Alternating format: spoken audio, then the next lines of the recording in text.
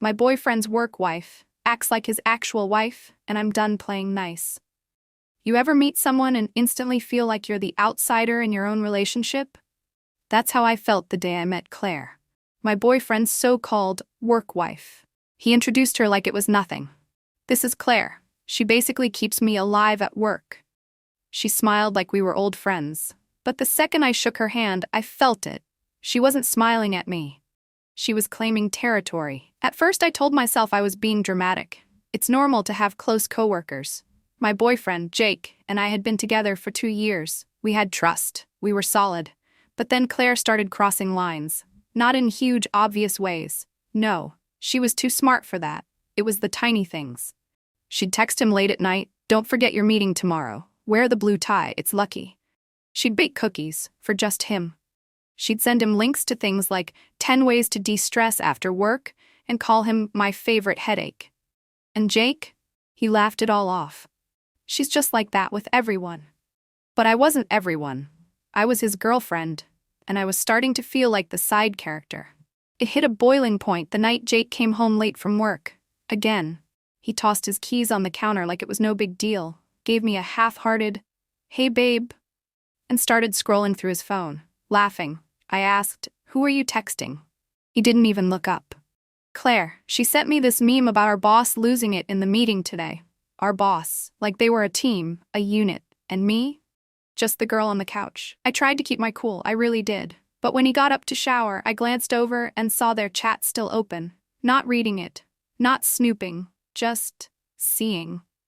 The last few messages? "Claire, hope you get some sleep tonight. You looked wrecked. I keep telling you, you need to stop carrying everyone else's stress.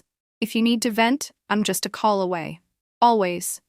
Always." I felt sick, because that's the kind of message you send when you want to be the person someone turns to, and she was becoming that. Later that week, I decided to meet him for lunch. No warning, just popped by the office. I brought his favorite takeout. I thought it would be sweet, spontaneous, thoughtful. Claire beat me there. They were in the break room. She was adjusting his collar, full hands on, smoothing it down like it was normal, like she belonged there. He was laughing. She was glowing. And me? I stood there like an idiot. She noticed me first. She didn't flinch, just smiled. "Oh, hey, you must have read my mind. I told Jake he needed real food today." Jake looked guilty for a second. Then he kissed my cheek like I was a guest, not his girlfriend. Babe, what a surprise. No one said anything about her touching him. No one acknowledged the tension. So I smiled, handed him the bag, said nothing. But inside I was boiling. That night, I brought it up. Calmly. I told Jake I was uncomfortable with how close he and Claire had become. I told him how weird it felt seeing her fix his collar, how she talks to him like she's auditioning for a role she already believes is hers. He didn't take it well. "You're overthinking it. Claire's just friendly. She's been through a lot lately. I'm not going to push her away just because you're jealous." Jealous? Oh, he really went there. "I'm not jealous, Jake. I'm not insecure. I'm your girlfriend, and I shouldn't feel like I'm competing with someone you met at a Monday morning meeting." He just stared at me. And then came the worst part. "You're making a big deal out of nothing." There it was. The gaslight special. A few days passed. Cold silence, forced smiles. I started pulling back. No more check-ins. No more making dinner. I was done trying to prove I wasn't crazy. Then I saw it. Jake posted an Instagram story from work. Nothing major, just him holding a coffee, standing by his desk. But in the background, Claire's lunch, Claire's jacket, Claire's little post-it note on his monitor that said, "You've got this." Bullshit. That night, I waited until he was asleep. Then I opened his phone, not to snoop, just to look, to confirm what I already knew. She sent him voice notes. Every morning, every night. Nothing explicitly romantic, but emotional intimacy, off the charts. She called him her person. She said she couldn't get through work without him. She thanked him for being her rock. She joked that they were basically married, just without the annoying stuff. And he never once corrected her. I didn't walk into that office to be polite. I walked in ready for war. Claire strolled in like she owned the place, like she didn't spend every waking hour wrapped around my boyfriend's life. I stood up and marched straight toward her. Loud enough that heads turned. "You need to back off." She froze. "What?"